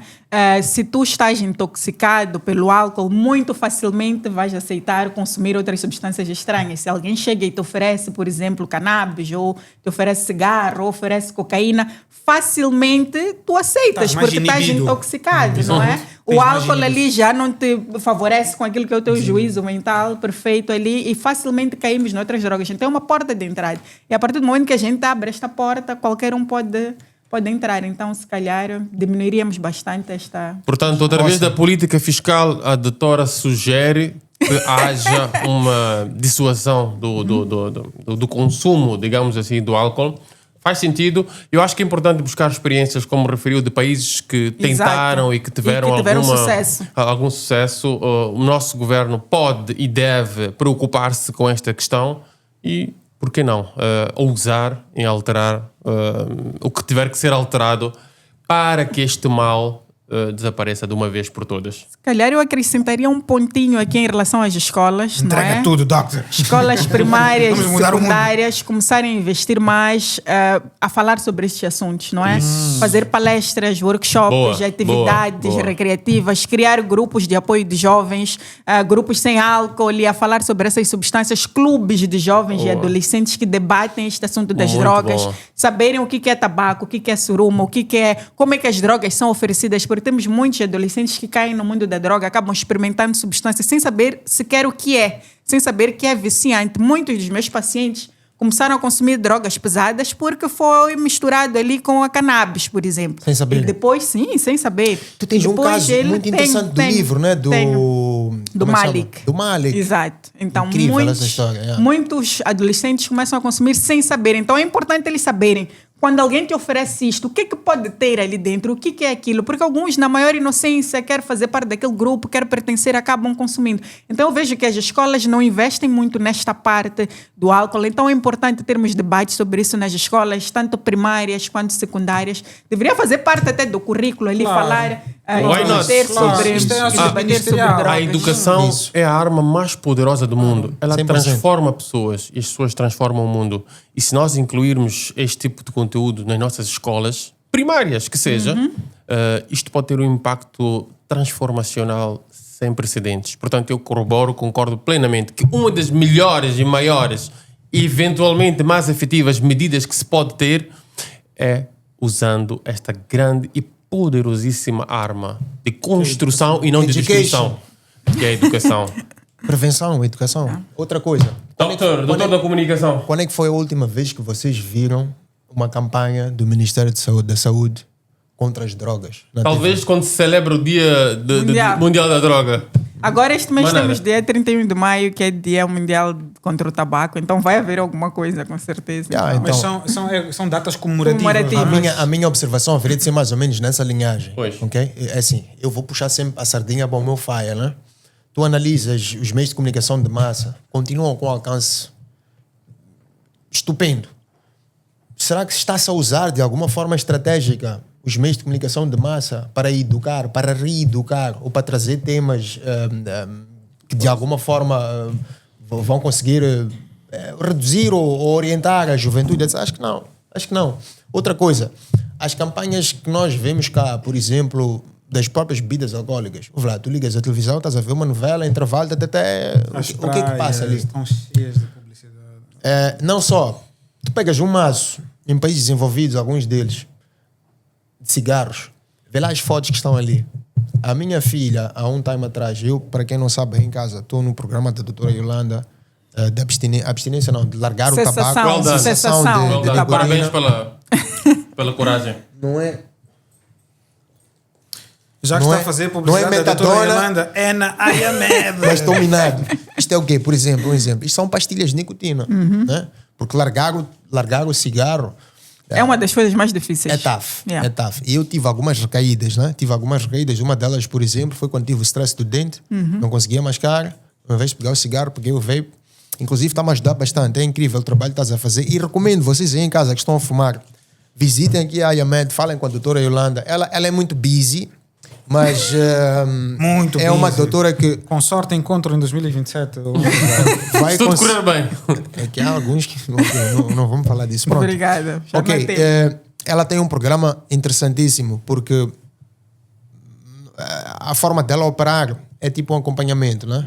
Porque além desta componente de fazer a substituição e etc, tens a componente também de conversar, estar presente ali, etc. Então, epá, aconselho-vos para deixarem o tabaco. Tem aqui a doutora Yolanda. E na minha ótica, neste quesito das drogas, do abuso das drogas, etc., eu acho que deveria se rever toda esta componente de como é que, primeiro, as marcas fazem a publicidade.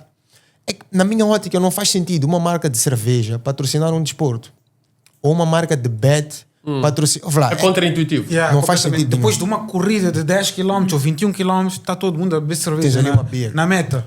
Tivemos por acaso uma corrida, uma maratona que participámos há pouco, ano passado, em que no main fim, sponsor na meta, é e depois uma havia aí cerveja. uma cervejada. É pesado. Portanto, eu penso paradoxo, que yeah. é preciso haver uma mudança de mindset topo e perceber que isto é um mal. Porque enquanto não percebermos que isto é um mal enquanto governo, enquanto sociedade, vai continuar um mal. Da mesma forma, eu vejo, tem outdoors de apelo à não caça furtiva, se quisermos, preservação das nossas reservas. Está cheio de outdoors aí pela marginal. Que é importante, naturalmente, preservar o meio ambiente. Mais do que preservar o meio ambiente, o que é importante é preservar uma geração. Vamos investir na preservação da nossa sociedade. Estes jovens são os que podem construir e devem construir Moçambique nos próximos 50, nos próximos 20 anos. Se nós destruirmos a nossa matéria-prima, que é esta juventude, o que será deste país? Se nós continuarmos uma geração de zumbis, o que será deste país? Quem é que vai desenvolver o país? Portanto, eu acho que isto é uma questão relevante, fulcral, que não pode ser contornada. Muito mais do que outras agendas. Hoje temos muitas agendas. Temos a agenda do ambiente, temos 1001 agendas que não deixam de ser importantes, mas é preciso hierarquizar as prioridades. Portanto, a droga, o álcool deve ser discutido de forma aberta, de forma clara, ok? E pronto. Venâncio Mondlane tem uma frase muito interessante quando se fala de marginais, manifestações, etc. O marginal é aquele que é deixado à margem. Vocês estão aqui na zona da CUP. O que é que vocês sentem quando circulam aqui na base de Xinga? Fluxo de dependentes químicos aqui nesta zona da Colômbia. Eu acho que isto aqui está, a cada semana que passa, está a piorar, guys. O que é que se pode fazer? O que é que se está a fazer? Eu acho que não se está a fazer nada. Houve uma missão há poucos meses, não é? Mas já voltaram todos. Da polícia entrou... Da Cernic? Não, acho que não foi Cernic. Ou se calhar foi, não sei. Aqui? Entraram aqui na Colômbia. Na Colômbia, no quartel, desfizeram ali as gangues todas, mas rapidamente... Nenhuma estratégia de dissuasão vai ser efetiva. Na minha opinião, corroboro com a opinião da doutora, a maior arma que se pode usar é a educação. Temos que levar... Primeiro, identificar, reconhecer que isto é um problema. Esta é a primeira etapa. Se não é um problema, então eu não vou preocupar. Primeiro, isto é um problema. Ponto inicial. E depois, usar esta grande ferramenta. Porque há crianças que ainda têm 4 anos, ainda não estão conscientes do mundo em que estão. 4, 5 anos, estão a crescer. Se eles crescerem a perceber que isto é um problema, nós aí temos alguma chance de daqui a 20, 30 anos, eventualmente temos um nível de dependência química na sociedade moçambicana muito, muito menor do que temos atualmente. Portanto, acredito que as cidades são, por osmose, os locais de maior dependência, não é? Pela facilidade, pela distribuição. Uma das questões também é que se pode trabalhar o governo através deste braço repressivo que é a polícia. E, eventualmente, é estudar e destruir os canais de distribuição. A facilidade ao acesso estimula. Em marketing existe aquilo que chama-se de compras impulsivas. Se calhar até um outro termo. Aqueles chicletes que vemos no caixa, aquelas pastilhas, ninguém planeia comprar. Quando vemos no mercado, compramos óleo, açúcar, batata e contamos para pagar o caixa. Eu vou levar um chiclete, vou levar um chocolatinho. Não planeaste. São estratégias de merchandising. A forma como vais arrumar, onde vais colocar. A organização, a disposição dos artigos fala. É comunicação. Descobri também que nos supermercados, nos grandes shoppings, não existe relógio e nem janelas, que é para as pessoas começarem a comprar e não verem o tempo a passar. E eu comecei a prestar atenção e realmente não tem relógio, nem janelas. Se entramos para o Bahia, a mola entrou, vai sair enquanto já é noite. Vamos falar de então, marketing. É uma... no marketing. Não confiem nesse pessoal do marketing, guys. Não é tudo confiem. marketing. É tudo marketing. Falando, no final do dia, A vida é marketing. É triste dizer, mas é tudo em torno do lucro. Pois.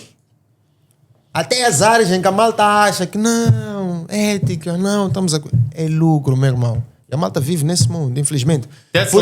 Por isso, uma vez mais, manifestar aqui o apreço e o respeito por profissionais como estes dois, que estão, estes 3 até, que decidiu também começar a dar a voz. Nós precisamos de mais doutores, mais médicos, mais profissionais da área da saúde a regularem o volume da sua voz, a partilharem um bocado do knowledge que têm para vocês. O Islã já diz que ponto número 1 é informação, ponto número 2 conhecimento, ponto número 3 é sabedoria, porque conhecimento tem sempre a sabedoria, ponto número 4 é a partilha. Porque ficarem com as redes inchadas, comecem a partilhar um bocado, impactem de forma pequena que seja. Precisamos de mais influências, doctors, né? Pessoal que de alguma forma tem uma causa, não é? Nem todos os heróis vestem capa, então parabéns uma vez mais a vocês. Eu, com o meu papel de substituto, finalizo por aqui. Agradecer uma vez mais o convite em cima da hora, estamos aqui para isso, e parabenizar-vos pelo projeto. Thank you. Agradecemos, retribuímos os agradecimentos. Esta foi a 2ª edição do IACast. Queremos, como disse inicialmente, despertar consciências e sermos um vetor de transformação da nossa sociedade. Temos aqui figuras que partilham o seu conhecimento e através deste conhecimento nós podemos esperar por uma geração mais risonha. Muito obrigado, doutora Yolanda, pelas suas palavras. Há muito que se lhe diga. Eu sei que podíamos produzir 5 podcasts com tudo o que tem para dizer.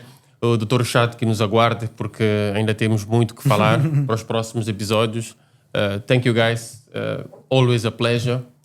Muito obrigada. Não fechem agora, ainda tenho que falar. E quem quiser, a doutora Yolanda ou o doutor Richard ou o doutor Ivan para podcasts 82 38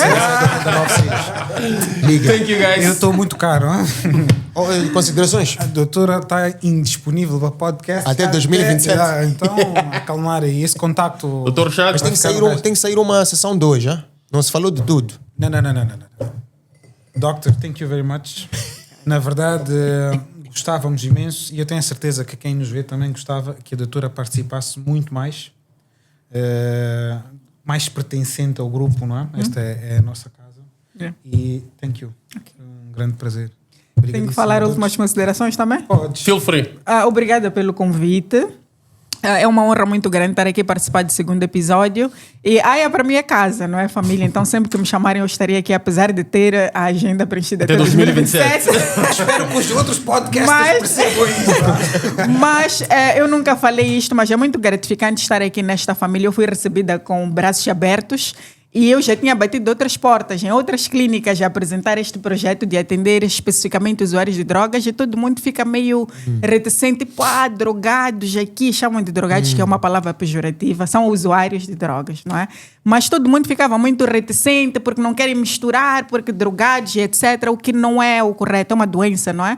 Então a IAMED foi a única clínica que abriu os braços e abraçou esse projeto, e eu me sinto muito honrada em fazer parte desta família. E é isso, somos uma equipa jovem e estamos aí para frente. Muito obrigada. Graças a si, o avô de Mandimba sabe o que é vape. Thank you, guys. Peace. It's a wrap. Yeah. Well done, team. Acho que correu bem, pá. Correu. Thank you. Nosso Corte.